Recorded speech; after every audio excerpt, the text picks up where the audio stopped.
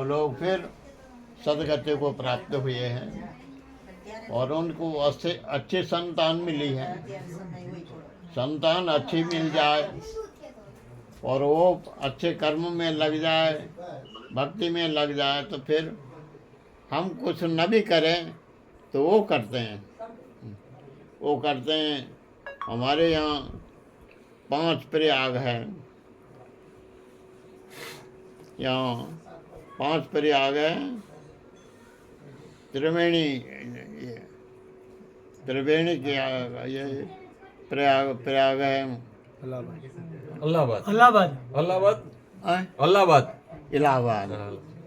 इलाहाबाद त्रिवेणी पहला प्रयाग। और फिर वहाँ से काशी के बाद गया।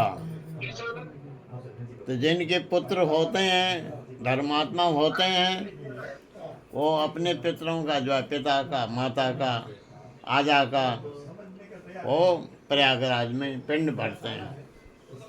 प्रयागराज में पिंड भरने से वो उनमें ताकत आती है, पितृ देवताओं में, नहीं तो अधोगति में पड़े रहते हैं। और प्रयागराज के बाद काशी भगवान विश्वभूत भावन की नगरी में वहाँ पिंड देते हैं। और काशी के बाद गया तर्पण श्राद्ध जो कर दे, जिसका हो गया वो कहीं नहीं मरा, फिर उसकी अधोगति नहीं होती है। और अंतिम में वो ब्रह्म कपाल में होता है, बद्रीनाथ में पिंड भरते हैं। पिंड न दो तो तर्पण होता है। तो बद्रीनाथ में यदि आप गए और आपने कुछ नहीं किया तो पितृ लोग रोते हैं। और रोते हैं कि हमारे वंश में आया और इसने हमको कुछ नहीं दिया। इसकी प्रत्यक्ष घटना है हमारे जगत गुरु जी, करीब 15-20 साल पहले की बात है। जगत गुरु जी रुद्रप्रयाग में ठहरे थे, वहीं बद्रीनाथ से वापस जा रहे। तो वो उनके पितृदेव लोग आए तो उन्होंने कहा, उन्होंने वहाँ कुछ नहीं किया तो पितृ देवताओं ने उनको पकड़ लिया। अरे तुम यहाँ आए और तुमने हमारा कुछ नहीं किया। तो उनने अपनी बात को गुरु जी से समझाया, शंकराचार्य से। शंकराचार्य ने कहा कि बोले बेटा फिर से जाओ,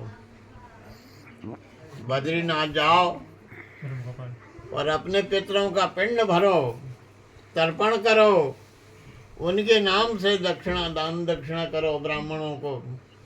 लोग कहते हैं कि ब्राह्मण आपका पाप लेते हैं। कोई दान लेते हैं तो वो पाप लेते हैं और वो आपको निर्मुक्त करते हैं। तो वो लोग फिर वहीं से लौट गए फिर जो वहाँ करके फिर वापस आए।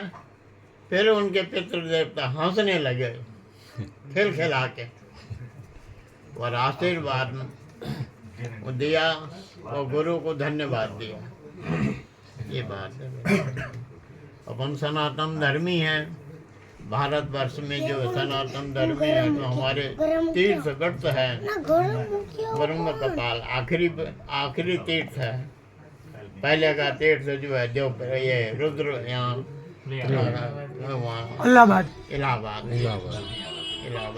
पहले का प्रथम।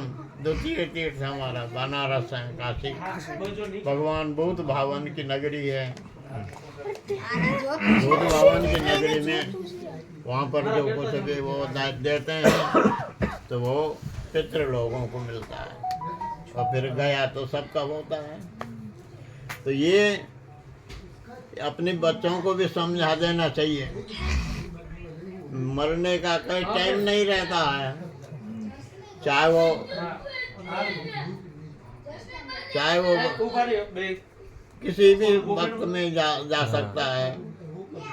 तो वैसे 100 साल की आयु है मनुष्य के, लेकिन 100 साल तक जो है कलयुग में कम जीते हैं।